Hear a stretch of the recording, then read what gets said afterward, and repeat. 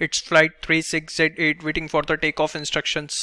नमस्कार दोस्तों, मेरा नाम है चंदन पोदार और इस वीडियो को बनाते हुए आज मैं इतना घूम गया कि मैं अपने आप को ही पायलट समझने लग गया था थोड़ी देर के लिए।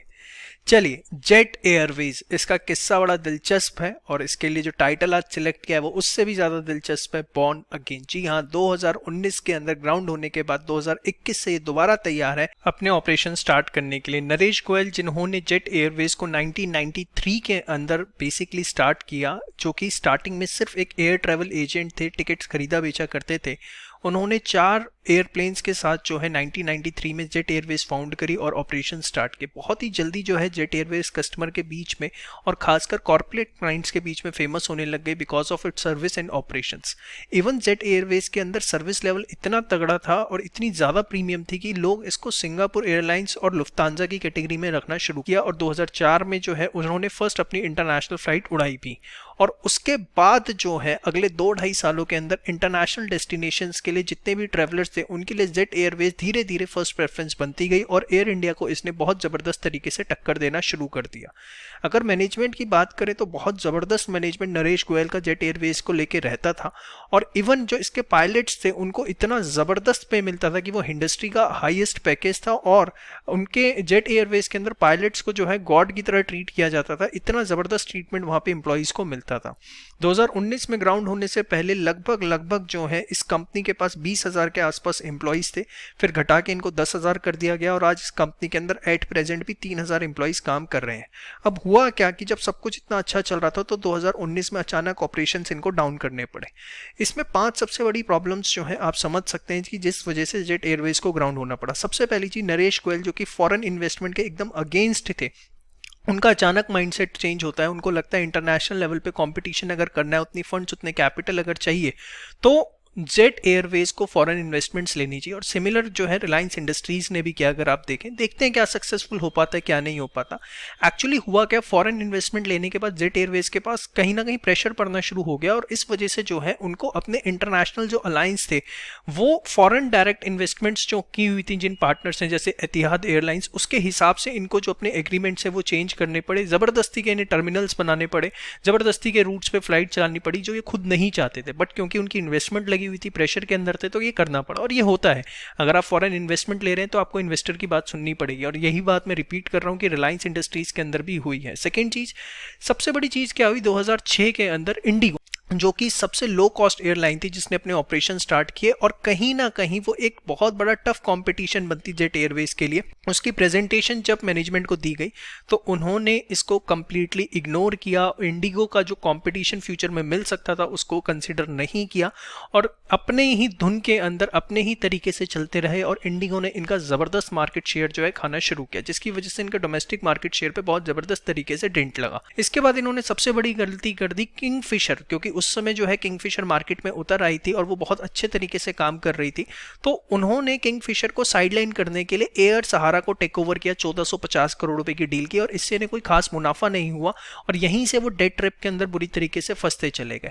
इंटरनेशनल फ्लाइट्स की अगर मैं बात करूं, डोमेस्टिक के अंदर इंडिगो ने डेंट मारा और इंटरनेशनल फ्लाइट्स में क्या हुआ, क्योंकि एफडीआई ले रखी थी एतिहाद जैसी एयरलाइंस ने, उनके ऊपर बहुत जबरदस्त प्रेशर बनाया और इनको जबरदस्ती के अपने जो फ्लाइट रूट्स थे वो चेंज करने पड़े, अपने टर्मिनल्स को चेंज करना पड़ा, जिसकी वजह से इनकी कॉस्टिंग बहुत ज़्यादा बढ़ गई। 2018 के अंदर जब फ्यूल प्राइसेस बहुत ज़्यादा हाई हुए और जो हिंदुस्तान रुपया था वो वीक होने लग गया, इसकी वजह से इनका प्रेशर बढ़ता चला गया और टोटल लगभग 8,000 करोड़ रुपए का डेट जो है इस कंपनी के ऊपर चढ़ गया। देखिए, यहाँ पर एक मैनेजमेंट लेसन भी बहुत ज़बरदस्त देखने को मिलता है। जब इंडिगो और स्पाइस जेट जैसी लो कॉस्ट एयरलाइंस मार्केट के अंदर आ रही हैं और यहाँ पर जबरदस्ती जेट एयरवेज जो है अपने पायलट्स को अननेसेसरी, अपने एम्प्लॉयज को अननेसेसरी बेनिफिट्स प्रोवाइड करे। जैसे एक सिंपल सा एग्जांपल अगर मैं दूं कि जब स्पाइस जेट या इंडिगो, जब इनके प्लेन एक डेस्टिनेशन से दूसरी डेस्टिनेशन पे जाते हैं या इंटरनेशनल फ्लाइट्स में या नेशनल फ्लाइट्स में तो सेम डे ही वापसी हो जाती है जनरली, बट अगर इंटरनेशनल फ्लाइट्स में जा रहे हैं जैसे यूएसए गए तो अब अगर नेक्स्ट डे वापस आना है तो वहां पर इनको होटल में स्टे दिया जाता है।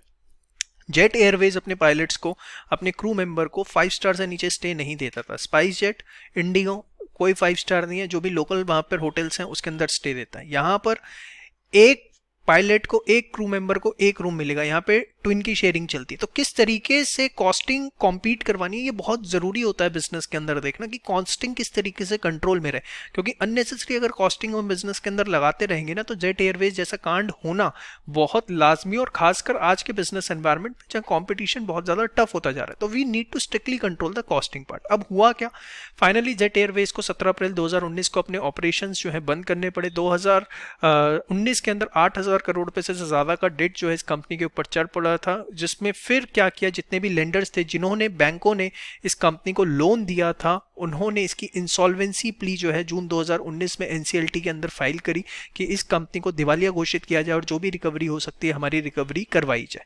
अब गवर्नमेंट ने पूरी कोशिश करी कि इसकी इंसॉल्वेंसी ना हो, और क्योंकि 20,000 से ज़्यादा एम्प्लॉयज़ काम करते थे, उस समय 10,000 थे, आज भी 3,000 एम्प्लॉयज़ इस कंपनी में जैसा मैंने बताया काम करते हैं। तो फिर जो है पूरा का पूरा प्रपोजल बनाया गया। एनसीएलटी ने बोला कि भैया ठीक है, कोई इस कंपनी को टेक ओवर करना चाहता है तो बताए। उस समय नरेश गोयल ने बहुत कोशिश करी कि एतिहाद एयरलाइंस जो इनकी फॉरेन इन्वेस्टर था, वो थोड़े से लिक्विडिटी इनको दे दे। बैंकों से भी इन्होंने बड़ी कोशिश करी कि कुछ फंड्स हमें मिल जाएं तो हम जो है दोबारा से ट्रैक पर आ सके, लेकिन बैंकों ने लोन देने से मना कर दिया, एतिहाद ने फंड्स लगाने से मना कर दिया, और बेचारे नरेश गोयल को उस समय जो है ऑपरेशंस बंद करने के अलावा कोई ऑप्शन नहीं था। तो फिर एनसीएलटी में जब गया इंसॉल्वेंसी के बाद, तो वहां पर बिडिंग बुलाई गई कि कौन इसको टेक ओवर करना चाहता है, और फाइनली जो है कार्लॉक कैपिटल और मुरारी लाल जैन जो कि दुबई बेस्ड बिजनेसमैन है, इनका जो एक प्रपोजल था वो जो है मान लिया गया है, उसको जो है एनसीएलटी ने अप्रूव कर दिया है। और अब ये जो है 600 करोड़ पे अगले 2 सालों के अंदर इस एयरलाइंस के अंदर इन्वेस्ट करेंगे और 89.79% स्टेक लेंगे। ओवरऑल इस रेजोल्यूशन के हिसाब से 1183 करोड़ पे 1183 करोड़ रुपीस जो है क्रेडिटर्स को अगले 5 सालों में पे किए जाएंगे। अब सोचो हिंदुस्तानों के बैंकों के पास क्या अकल है और क्या करते हैं, मतलब 8,000 करोड़ रुपए का डेट है, 1183 करोड़ अगले 5 सालों में मिलेंगे। इससे अच्छा तो थोड़ा फंड उसी समय दे दिया होता अगर इसको काम करने के लिए, तो कम से कम इससे तो ज्यादा ही निकल के आता। अब भी तो 1183 करोड़ के अंदर अपने आप को लेके बैठोगे।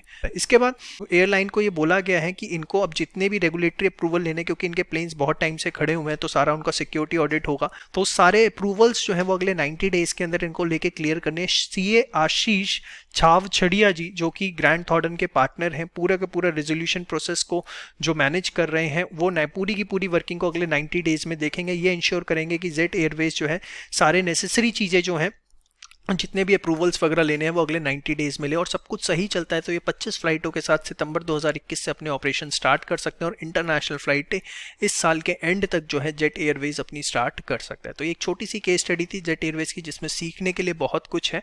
और डेफिनेटली वीडियो कैसी लगी कमेंट सेक्शन में ज़रूर बताइएगा। Thank you so much.